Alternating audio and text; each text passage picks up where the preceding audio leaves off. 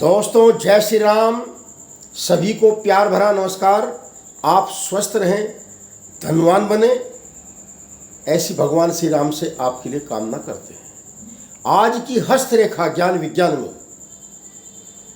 जो हम कड़ी को आगे लेकर चल रहे हैं, चिन्हों की, चिन्हों का क्या महत्व है, चिन्हों का प्रभाव क्या है, और अनेकों प्रकार के चिन्ह हैं, क्योंकि पिछली 3 वीडियो चिन्हों के ऊपर ही बनी है। एक वीडियो में इतना प्रोग्राम नहीं बताया जा सकता था, तो आज भी चिन्हों के ऊपर वीडियो बनेगी। मैंने ये देखा है कि चिन्हों का इतना बड़ा प्रभाव, इतना बड़ा महत्व पड़ता है कि इंसान को बिल्कुल पलट कर रख देते हैं, नीचे से ऊपर ले जाते हैं। ऐसे चिन्ह हैं जो अर्श से फर्श पर ले जाते हैं और फर्श से अर्श पर चला देते हैं, महत्व बन जाता है।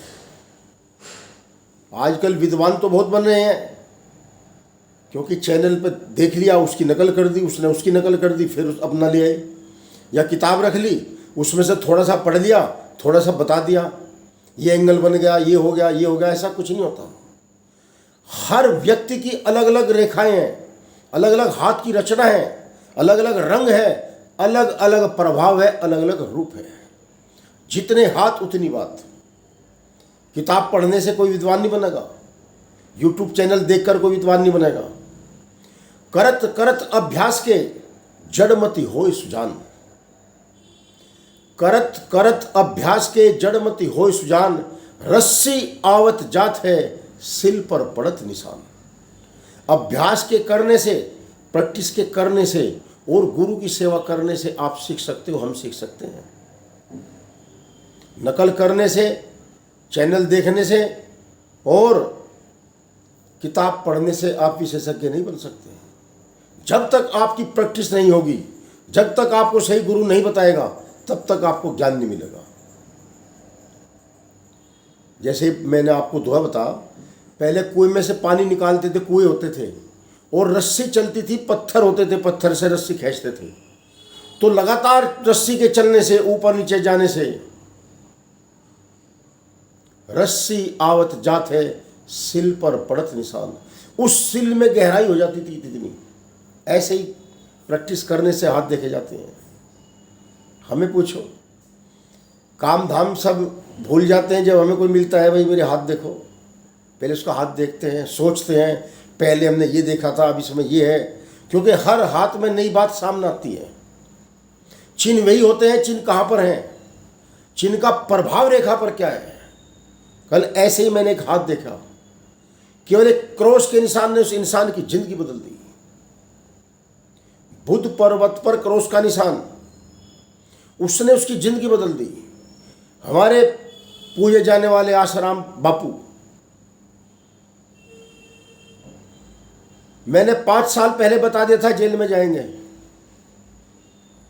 बुद्ध पर्वत खंडित था, बुद्ध पर्वत क्रॉस का निशान था, गहरा प्रभाव लिए।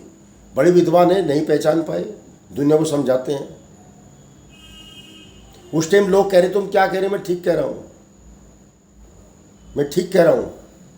मैंने भी सत्संग लिया था, वो कहा समुद्र के किनारे जाकर, मगर मैं भगवान का पहले भजन करता हूं जैसे मेरे पे आता है। वो चिन्हों की, निशानों की महत्व था। रावण को पहले ज्ञान हो गया था कि राम तेरा जो है संग्राम में, तेरा जो है, तेरे सांस लेगा, तू तेरा वध करेगा।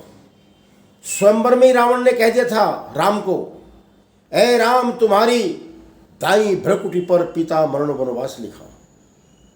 मैंने रामायण पढ़ रखी है, रामायण के अलावा भी और पूजने गुरुजनों से सीख रखा है। ए राम तुम्हारी दाई भ्रकुटी पर पिता मरण वनवास लिखा। ए राम तुम्हारी बाई भ्रकुटी पर रावण का सत्यानाश लिखा। इसलिए निमंत्रणा देता हूं, सीधे गढ़लंक चले आना, मेरी मोक्ष पिटारी सीता को भी साथ साथ लेते आना। रावण ने स्वयंवर में ही राम की मस्तक रेखा देखकर, क्योंकि मस्तक भी रेखा देखी जाती है, बॉडी लैंग्वेज, सारी संरचना, परंतु अब उसके विद्वान कम है जो मस्तक रेखा देखते हैं। तो रेखाएं कभी झूठी नहीं होगी, झूठा होगा तो देखने वाले का गणित होगा उसका योग होगा, उसकी प्रैक्टिस होगी। मैंने बहुत बार देख लिया, ऐसी ऐसी रेखाएं जो पहले बता देती हैं, आदमी कंगाल बन जाता है, खूब मेहनत करता है। आप भी देखते हो, आप अपने आसपास के व्यवहार वातावरण में, कि पूरी मेहनत करने वाला ज़्यादा रोटी के लिए मोहताज है, एक टांग पे टांग रखे हो, प्यार से मजे ले रहा है, तो कुछ तो है। आइए चलते हैं कड़ी लेकर। वीडियो लंबी बन जाती है, मेरा मन करता है बात करने का, और मेरा छोटा सा चैनल है, मैं केवल जागरूक करने के लिए वीडियो बना रहा हूँ। आज हफ्ते बाद आया हूँ कम से कम, क्योंकि टाइम नहीं मिलता, फिर मेरा दिलचस्पी भी नहीं है। बस कोई बात याद आ जाती है तो आपके सामने आ जाता हूँ। तो चलते हैं लेकर चिन्हों के बारे में। आपको जो बता रहे थे, साधन कम है मेरे पास, मेरे से नकल करके लोग बाग इन्हीं को बता भी रही हैं। मेरा चैनल छोटा है, परंतु मेरी नकल देखकर इसको अपने क्योंकि उनके पास अच्छे स्टूडियो हैं, अच्छे साधन हैं। मेरे पास तो मैं तो अपना कैमरे के सामने खड़ा हूँ, आपको बता रहा हूँ। जिसकी समझ में आवे समझ लो, नहीं आता कोई बात नहीं है। तो चलते हैं। देखो, ये हमारे हाथ में होता है, ये दीप का चिन्ह है, इसको दीप का चिन्ह बोलते हैं। ये दीप है। मैं इसके बारे में पहले बता भी चुका हूं। हाथों की रचना संरचना में, रेखाओं में, यदि किसी भी पर्वत पर और किसी भी रेखा पर यह दीप का चिन्ह आ जाए तो सावधान हो जाना। मैं इसके बारे में बता चुका कई वीडियो में। दीप का चिन्ह मैंने जिनके भी हाथ में देखा है, और ज्यादातर ये मैंने हृदय रेखा पर देखा है। ये हृदय रेखा पर आघात पहुंचाता है मित्रों। आयु रेखा पे है तो आयु रेखा को खंडित करता है। जीवन कैसे चलता है वो जातक ही जानता है। मस्तिष्क रेखा पर आ जाए तो इंसान को पागल कर देता है। यदि मस्तिष्क रेखा पर दीप का चिन्ह आ जाए और राहु के पास आ जाए, ये राहु का स्थान होता है, यहां पर बता चुके पहले। यहां पर अगर दीप का चिन्ह आ जाए, यह रेखाओं में भी आ जाता है और ग्रह पर स्पष्ट रूप से भी आ जाता है। रेखा में भी विलीन हो जाता है। ये जब रेखा चलती है वो किसी भी स्थान पर उसमें विलीन हो जाता है। इसका आकार इस प्रकार से होता है, इसको दीप कहते हैं।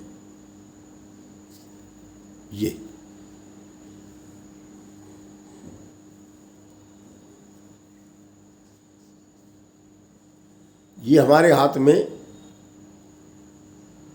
इस प्रकार से आता है,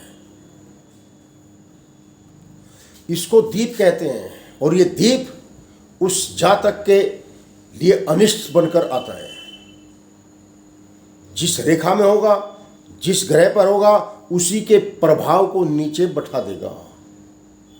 इसलिए जो हमारे गुरुजन हैं, विशेषज्ञ हैं, इस दीप के चिन्ह को सावधानी से देखें और जातक को बताएं, इसका परिणाम बताएं, इसका उपाय बताएं। आगे चलते हैं लेकर।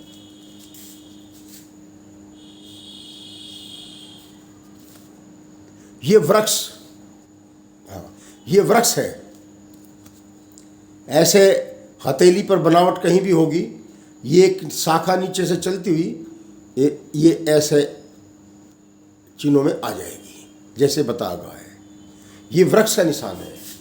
किस ग्रह पर आता है, किस आयु में आता है, इसका हानि और लाभ दोनों ही दोष और गुण है।